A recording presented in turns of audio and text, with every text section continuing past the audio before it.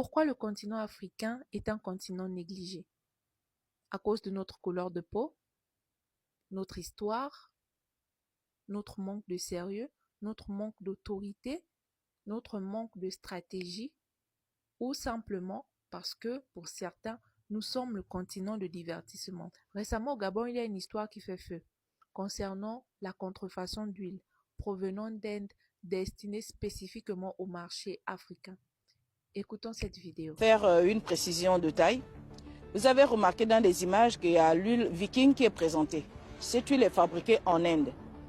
Qu'est-ce qui se passe? Dans l'ordre de nos enquêtes, nous avons remarqué qu'ils font venir des conteneurs de 20 000 pieds, des conditionnements de 20 litres, l'huile Viking, qui reviennent reconditionner ici sous le label Olam Cuisinor. C'est autant de problèmes que nous avons sur le terrain.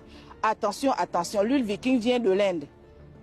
Dans le cadre des enquêtes que nous avons menées sur le terrain ces jours-ci, donc le problème des alcools, là-dessus, ces alcools-là, il est mentionné, produits en Inde, mais interdiction de les vendre sur le territoire indien, exclusivement destinés au marché africain. C'est assez choquant et aberrant. Pourquoi fabriquer une huile spécifiquement destinée au continent africain? Quels sont les composants de cette huile? Quelles sont les conséquences de cette huile sur notre santé? Est-ce pas pur amour? Pourquoi simplement destiné au continent africain? Sommes-nous des rats de laboratoire? Wesh, il n'y a pas qu'au Gabon que nous rencontrons ce genre de problème. Notre voisin, les Camerounais aussi, ont leur part de soucis. Regardons cette vidéo. Tu vois comment le dedans est lisse. Tu ne sens pas l'os. Regarde, voilà. Il n'y a pas l'os. Tu ne sens pas l'os.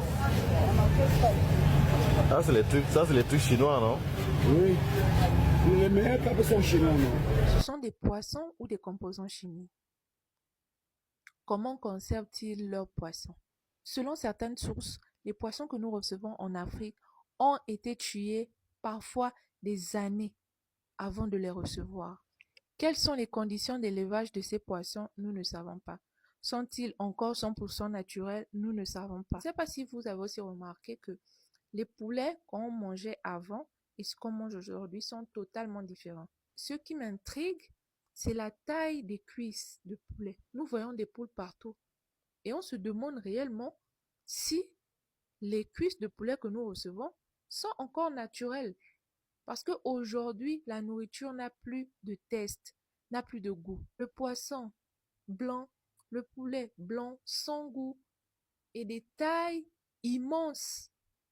Alors que nous savons qu'un poulet normal ne peut pas avoir cette taille. Quelles sont les méthodes d'élevage de ces poulets et poissons? Nous n'en avons aucune idée. Nous recevons et nous savons simplement que ça vient dans nos assiettes et il n'y a pas que le poulet ou le poisson. Regardons cette vidéo. Je suis ici dans un laboratoire et je vais essayer de comprendre ce qu'il y a dans ces produits. J'ai avec moi 500 grammes de lait Nido. On ne peut pas appeler ça du lait, c'est autre chose. Du coup, en Europe, on vend du vrai lait Nido. Et ici en Afrique, on vend autre chose. Un échantillon de 500 grammes de cube magie. C'est extrêmement salé et ça ne sert à rien. Nido, qui est consommé partout en Afrique, par les grands et les petits. En Europe, c'est de la bonne qualité et en Afrique, comme d'habitude, low quality. Pourquoi les Africains mériteront des denrées alimentaires de haute qualité? D'après tout, nous ne sommes qu'Africains. Comprenez aussi qu'ils ne se limitent pas qu'aux grands, mais ils touchent aussi les plus petits. Regardons cette vidéo. Les résultats de laboratoire de Publicaï sont sans appel. En Afrique, Cerelac contient 50% plus de sucre que la moyenne mondiale.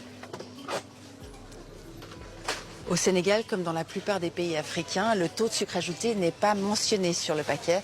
Ici, Nestlé n'a pas l'obligation de le divulguer. Nous sommes tous conscients pour la plupart des effets du sucre sur notre santé.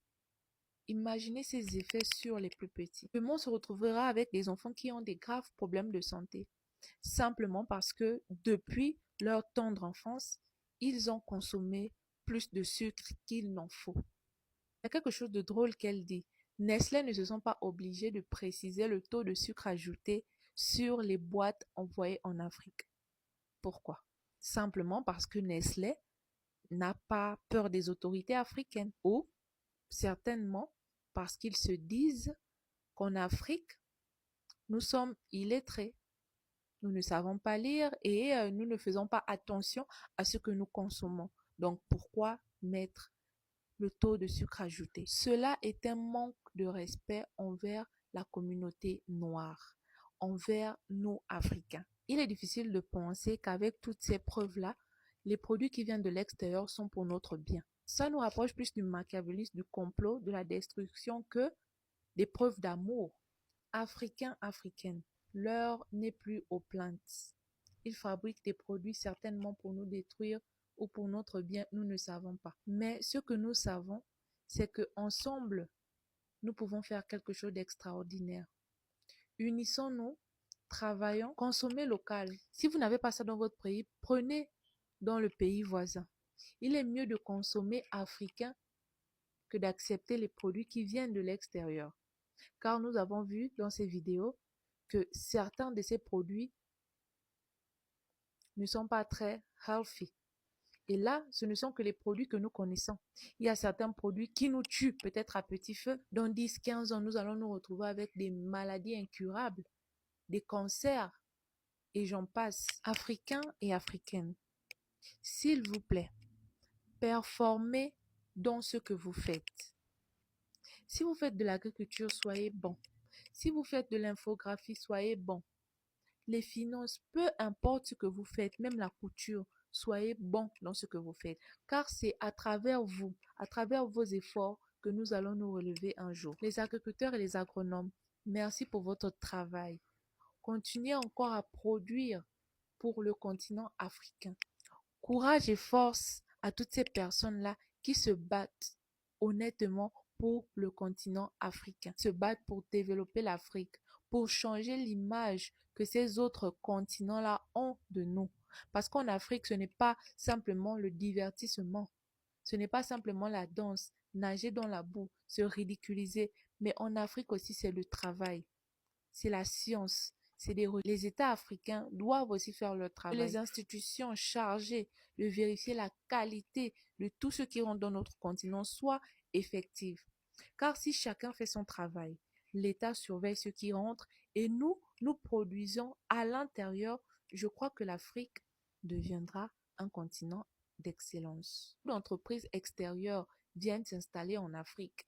Ils veulent dominer, ils veulent gouverner, ils veulent être leaders dans ce qu'ils font en Afrique. Mais est-ce que nous, Africains, nous pouvons être leaders dans leur continent? Non. Donc, réveillez-vous. Faites des partenariats. Travaillez ensemble. Les lettrés pensent que l'union fait la force. Les illettrés se divisent afin que les lettrés viennent dominer. Afrique, réveille-toi.